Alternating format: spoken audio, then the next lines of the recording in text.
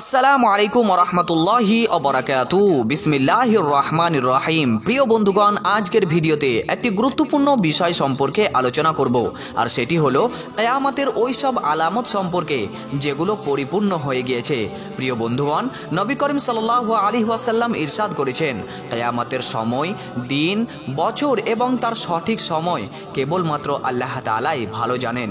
কিন্তু তার এমন কিছু আলামত রয়েছে যেগুলো পরিপূর্ণ হলেই ইনশাআল্লাহ তাআলা কিয়ামত প্রতিষ্ঠিত হবে।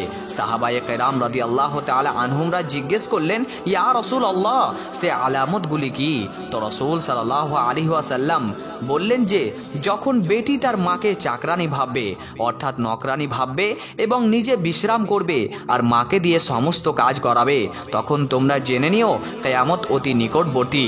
এবং তিনি আরও বললেন যে ছেলে তার বন্ধু বান্ধবদেরকে তো সম্মান করবে কিন্তু তার মা বাবাকে অপমান অপদস্থ করবে। এবং তিনি আরও বললেন সময়ে বরকত থাকবে না, অর্থাৎ সময়গুলো খুব তাড়াতাড়ি কেটে যাবে। প্রিয় বন্ধুগণ, আজ আপনি খেয়াল করছেন তো 2020 অর্থাৎ 2020 হয়ে গেল, কিন্তু 18-19 কিভাবে যে কেটে গেল তা উপলব্ধিও করা গেল না। সময় এমনভাবে কাটবে, এক বছর এক মাসের মতো, এক মাস এক সপ্তাহের মতো, আর এক সপ্তাহ এক দিনের মতো যদি মনে হয় তাহলে বুঝে নিও কিয়ামত অতি নিকটবর্তী।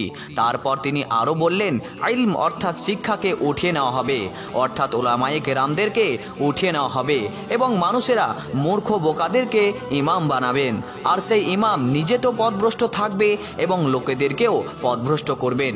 প্রিয় বন্ধুগণ, আজ আপনি লক্ষ্য করলে দেখতে পাবেন মনে হবে যেন ইলমকে উঠিয়ে নেওয়া হয়েছে, অর্থাৎ ইমামকে উঠিয়ে নেওয়া হয়েছে, মানুষেরা জাহেলদেরকে ইমাম বানাচ্ছেন। প্রিয় বন্ধুগণ, তারপর আল্লাহ রাসূল সাল্লাল্লাহু আলাইহি ওয়াসাল্লাম বললেন, মসজিদে চিৎকার চেঁচামেচি হবে এবং দুনিয়ার কথা তারা মসজিদের মধ্যে চর্চা করবে, নামাজের শর্ত ও আদবকে তারা ভুলে যাবে।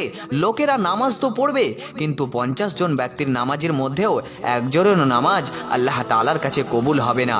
আল্লাহ রাসূল সাল্লাল্লাহু আলাইহি ওয়াসাল্লাম কিয়ামতের নিশানির কথা বলতে গিয়ে বলেছেন, উট বা ছাগলের চরওয়া অর্থাৎ রাখালরা যাদের শরীরে কোনো কাপড় থাকবে না এবং পায়ে কোনো চপ্পল থাকবে না, অথচ তারাই আবার একে অপরকে টক্কর দিয়ে লম্বা লম্বা বিল্ডিং তৈরি করবে আর তারা তা নিয়ে অহংকার করবে। প্রিয় বন্ধুগণ, সৌদি আরবের রিয়াদ শহরে এই মোকাবেলা চালু হয়ে গেছে।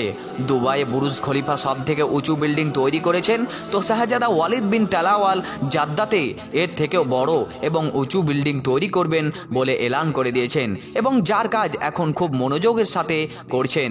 আর আজকে আপনি লক্ষ্য করলে দেখতে পাবেন আরবে ইমারত পৃথিবীর সব থেকে উঁচু হয়ে গিয়েছে। প্রিয় বন্ধুগণ, এ কথাগুলো বলার বা জানানোর উদ্দেশ্য হলো একটি, যে আমাদের প্রিয় নবী জনাবে মুহাম্মদুর রাসূলুল্লাহ সাল্লাল্লাহু আলাইহি ওয়াসাল্লাম যে কথাগুলো বলে গিয়েছেন তা আজকে পূর্ণ হচ্ছে। প্রিয় বন্ধুগণ, নবী করিম সাল্লাল্লাহু আলাইহি ওয়াসাল্লাম বলেছেন যে কিয়ামতের আগে আবার আরব সবুজ বর্ণ ধারণ করবে, অর্থাৎ আরবে সে ঘাস লতা পাতে নেই, কিন্তু আল্লাহর রাসূল সাল্লাল্লাহু আলাইহি ওয়াসাল্লাম বলেছেন আবার এই আরবে লতা পাতা গাছে ভরপুর হয়ে যাবে।